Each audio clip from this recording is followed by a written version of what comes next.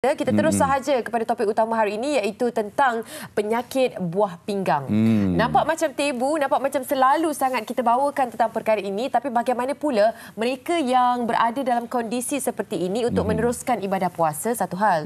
Satu lagi, mungkin ada cara-cara tertentu yang kita harus fahami peningkatan terhadap statistik terbaru pada tahun ini bagaimana pula? Okay? Kalau statistiknya pula, 1 dalam 7 rakyat Malaysia dijangkakan akan menghadapi penyakit buah pinggang yang kronik. Jadi kita bersama-sama dengan Dr. Suryati Yaakob, pakar nefrologi Hospital Kuala Lumpur, Kementerian Kesihatan Malaysia. Assalamualaikum, Doktor. Waalaikumsalam. Selamat berpuasa.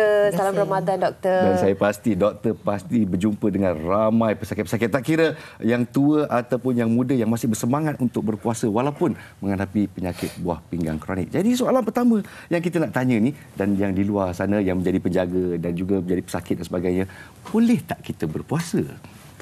Okey, terima kasih untuk soalan tu. Very good question sebenarnya, pasal tentang ramai yang selalu bertanya. Kalau kita Google dalam internet, antara FAQ tentang berpuasa ni, boleh tak pesakit buah pinggang berpuasa? So secara amnya, penyakit buah pinggang boleh berpuasa. And kita pun tahu bulan Ramadan ni adalah satu bulan yang selalunya kita anggap macam reset lah untuk ibadah kita, tapi ia juga merupakan satu peluang lah untuk kita reset tentang kita punya amalan harian. So especially dalam pengambilan makanan dan juga kita punya aktiviti. So boleh ke berpuasa? Ya boleh, tetapi kita kena banyak kajian yang dilakukan. So it is actually selamat untuk penyakit buah pinggang puasa. Tapi ternyata mempunyai disiplin yang lebih untuk menjagalah. Ya. Cuma ada yang fakta-fakta mengatakan golongan-golongan ataupun stage-stage pesakit buah pinggang yang lebih serius macam 4 dan 5 tu, kalau nak berpuasa tu kita kata lebih berhati-hati. Lebih berhati-hati. Okey, apa yang kita harus fahami tentang keadaan berpuasa yang menahan lapar dan dahaga? Tidak boleh ada makanan dan minuman yang dimasukkan ke dalam badan itu. Secara saintifiknya memberi kesan terhadap risiko-risiko mereka yang mempunyai kondisi buah pinggang. Adakah dengan kurangnya air ataupun tidak ada nutrisi menjejaskan tahap tertentu ataupun sebaliknya? Bagaimana doktor nak memberikan kita fahaman bahawa sebenarnya berpuasa ni memberi kesan sedikit sebanyak, terutama sekali bagi mereka yang berada pada tahap serius?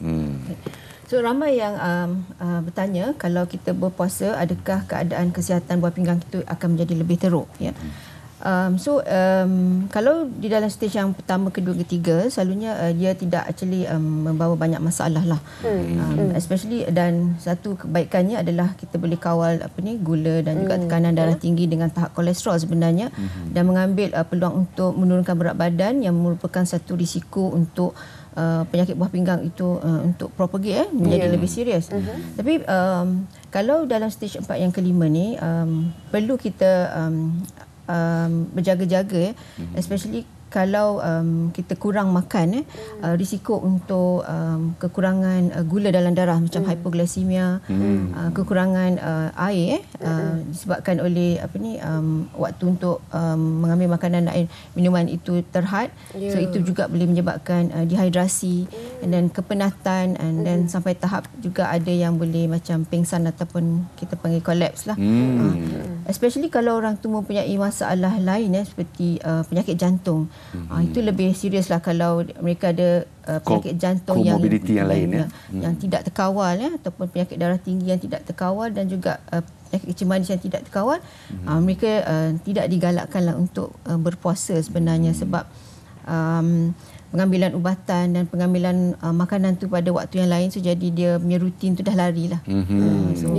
Jadi kalau kita lihat kepada terutamanya lah golongan yang senior di luar sana, terutama untuk mereka yang menjaga ibu dan bapa mereka yang mempunyai kondisi seperti ini, apa pantang larang yang harus dipantau? Sebab saya tahu orang tua ni memang semangat dia kuat.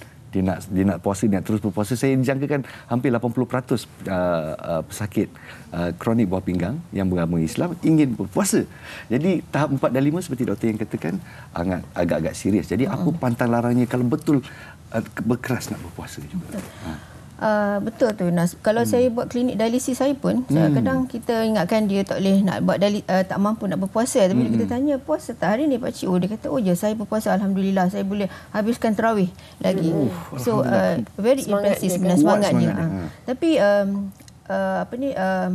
mereka harus actually tahulah apa sebenarnya yang kalau risiko berpuasa pada mereka. Yang pertama sekali pastikan ubatan tu dia ambil lah ya. Seperti pertama sekali kena bincang dengan doktor ya. Konsultasi daripada doktor tu penting lah kan. Sebab nanti doktor akan nasihatlah kalau timing ubat tu, kalau makan 3 kali sehari tu selalunya makan waktu tengah hari, ini dah puasa, waktu tu dah lari sikit, dah hanjak, so kita kena ubah sikitlah timing makan ubatan tu. Yang kedua, kena pastikan di waktu yang dah berbuka puasa tu mengambil makanan yang cukup lah, supaya cukup dalam moderasi lah, bukan banyak macam tu and then dan juga pengambilan air yang sepatutnya disarankan lah ya. Ada setengah pesakit kita tak sarankan untuk ambil air yang banyak sebab dia boleh menjadi kebengkakan dan sesak nafas semua. Okey, dan yang ketiga, ada makanan yang kita pantang lah ya. Sebab pesakit buah pinggang ni dia ada masalah untuk keluarkan elektrolit potasium kita panggil. So kalau kita berbuka puasa, selalu kita kata oh doktor saya nak buka puasa dengan kurma ni. Sunnah buka puasa dengan ganjil 3, 5, 7. Tapi satu pun nombor yang ganjil juga sebenarnya. So saya suffice lah, enough lah untuk ambil sebiji kurma untuk berbuka. Macam tu.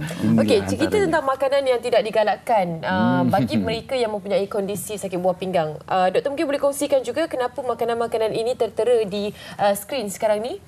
Kurma antara yang makanan memang sinonim sangat dengan bulan puasa, bulan Ramadan, makanan sunnah kita. Dan juga makanan-makanan yang lain tu kita faham lah kan. Betul. Fries dan sebagainya tu kita faham lah kenapa. Kita segan, kita takut. Processed food. Tapi susu pun tak digalakkan ke macam mana? So selalu kita kalau kita nak bersahur susu dengan kurma. Tapi pesakit buah pinggang ni, especially pesakit yang melakukan dialisis ya, mereka kena pantang daripada minum susu sebab ia mengandungi kandungan fosfat yang tinggi. So kandungan fosfat yang tinggi ni sebenarnya tak baiklah untuk pesakit buah pinggang ya. Ada masalah lah yang boleh timbul disebabkan oleh tahap fosfat yang tinggi itulah. Maknanya susu, pisang pun tak boleh ya. Susu, pisang, banyaklah makanan yang mempunyai kandungan potasium yang tinggi lah, selain daripada kurma lah sebenarnya. Okey. Saya nak tanya juga, kalau contohnya kan bila mereka berpuasa, waktu makan mereka berbeza daripada yang sepatutnya, waktu ambil ubat pun berbeza, adakah waktu dialisis jika mereka perlukan pun akan ditukar juga? Oh, okey. Waktu dialisis sebabkan dia contohnya kalau saya ambil kira dialisis darah atau hemodialisis, dia satu yang fix lah sebenarnya. So yang tu tidak berubah lah. So dia orang boleh terus pesakit-pesakit boleh aja teruskan membuat rawatan dialisis seperti biasa. Tak batal puasa kan? Oh tak batal puasa. Itu yang penting. Sama juga dengan kalau kita buat peritoneal dialisis ya, satu kita panggil cuci air lah, example. So ada yang mengatakan kalau dalam air rawatan peritoneal dialisis tu dia ada gula, so batal tak puasa saya doktor? Sebenarnya dah adalah hukum kata boleh dibolehkan untuk berpuasa sebab kandungan gula dalam rawatan peritoneal dialisis tu sikit je ya, tak sampai tak tak mengenyangkan lah. So boleh dibolehkan berpuasa. So rawatan dialisis tu kita teruskan seperti biasa. Jangan ponteng pula ya, sebab ada juga saya tahu sebab dulu saya pernah pergi pusat dialisis untuk menolongkan. Ada juga yang macam tak apalah doktor, saya nak puasa, saya ponteng satu hari, jangan ponteng betul Okey, doktor yang lakukan transplant? Oh, okey. Kalau pesakit yang melakukan transplant,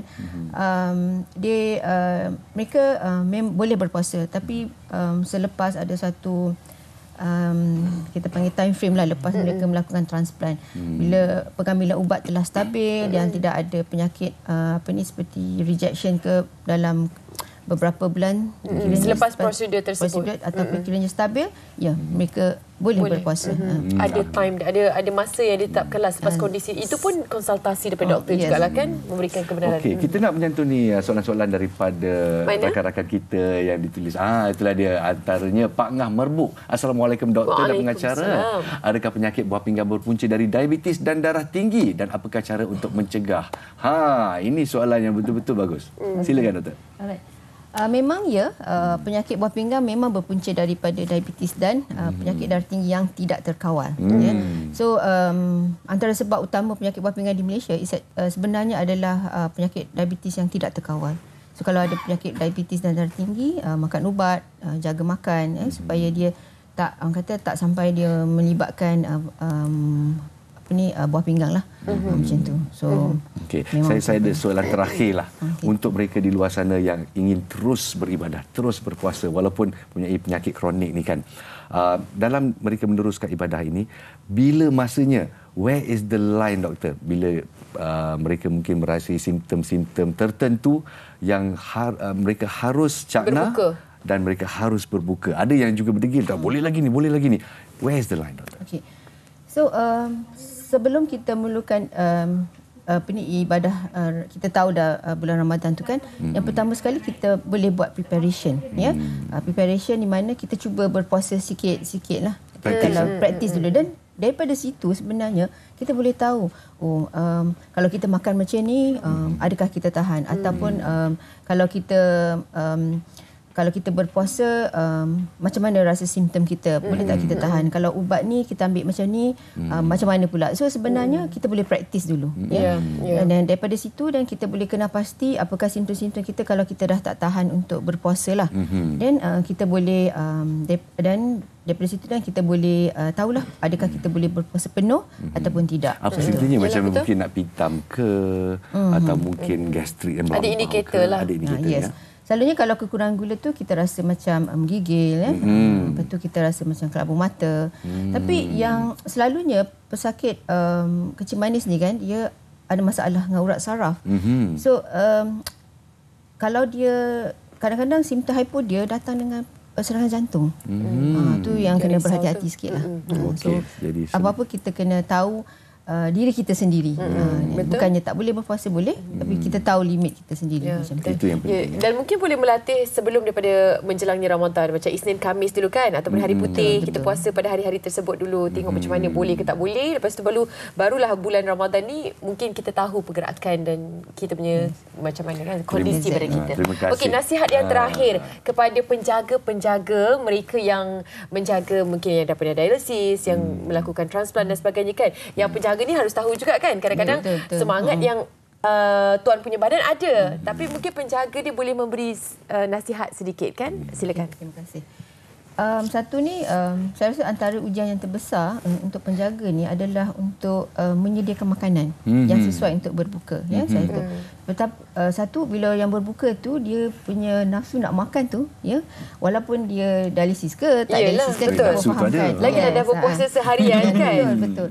So air tu walaupun kita minum, tapi kita kena pastikan dia sama juga dengan air yang kita biasa minum. Yang tu. Yang kedua, seperti macam kita tahulah kalau dia pesakit dialisis, pastikan makanan-makanan yang disediakan tu tidak mempunyai banyak macam potasium dan fosfat, macam itulah. Dan juga secara amnya untuk makanan-makanan yang sihat lah. Tapi juga kena pastikan yang pesakit tu sendiri tahu macam dia kena pasti bila seseorang tu macam tak sihat. Tapi janganlah kita jadikan macam anak kita ada sikit lagi sejam sambunglah puasa sambung. Untuk pesakit kronik yang tak ada masalah komorbiditi ni harus tidak. Prihatin. Kalau rasa macam dah tak tahan tu tak apalah, bukalah puasa ya. Kemudian sama ada ganti. Penjaga pula ada yang lebih-lebih pula ada. ada. Betul. Jadi sebenarnya bergantung kepada pesakit itu sendiri. Semoga penjaga dan juga pesakit cakna akan simptom-simptom tersebut. Terima kasih doktor atas pencerahan kita pada pagi ini. Mungkin ada sedikit masa lagi kan doktor nak kongsikan pengalaman doktor melayani pesakit di bulan Ramadan ni. Terutama apa pesakit-pesakit yang senior ni kan kita dah tahu. Apa mungkin antara yang nak dikongsikanlah pengalaman-pengalaman mereka. Okey, secara amnya saya rasa dia kebanyakannya penyakit ni, pesakit ni dia tahu limit dia. Kalau dia boleh berpuasa, dia akan berpuasa. Dan kalau dan selalunya lah pada bulan Ramadan ni kan, blood pressure dia bagus, kencing manis dia bagus. Berkat dia. Ya, saya sangat happy bila tengok pesakit saya di waktu bulan puasa. Cuma saya selalu beringatkanlah lepas tu kena slow down sikit jugalah macam bulan puasa. Yalah. Macam tu, and hopefully mereka boleh teruskanlah ibadah mereka in future, dan dengan berjaga-jagalah. Berjaga-jagalah. Adalah kena tahulah juga kita punya limit kan. Ya, betul. Doktor, saya selalu dengar ada di antara mereka yang okey ni tak ada lagi kondisi sakit pinggang, tak ada lagi penyakit buah pinggang, tapi untuk berjaga-jaga, berpuasa ni sebenarnya salah satu perkara yang baik untuk kita kawal kondisi badan kita. Maknanya ada sebab kenapa kita ni disarankan berpuasa bagi umat Islam pada bulan Ramadan sebulan, sebenarnya nak reset balik, nak buang balik apa-apa yang tak bagus kat dalam badan. Macam mana mungkin doktor nak kongsikan? Okey. Secara ringkasnya doktor, secara ringkasnya. Ya betul. Bulan Ramadan ni kita kena ambil peluang as macam reset lah pada diri kita, especially diri kita sendiri lah kan. So daripada segi pemakanan ya, kita kalau berbuka tu cuba makanan yang lebih sihat, begitu juga dengan sahur, and then minum lebih banyak air dan juga senaman. Boleh senaman. Lupa saya nak cakap pasal senaman. Untuk orang yang berpuasa boleh senam, cumanya pastikan jangan senamlah di tengah-tengah terik tengah kan. tengah panas matahari. Sebab haus pula nanti. Kita kena jaga risiko untuk hidrasi kita juga. Baik. Terima kasih banyak-banyak kita ucapkan kepada Dr. Suryati Yaakob, pakar nefrologi Hospital Kuala Lumpur, Kementerian Kesihatan Malaysia, bersama dengan kita sepanjang siaran untuk perbincangan khas khususnya penyakit buah pinggang. Terima kasih doktor. Okey, dan selamat berpuasa kita ya.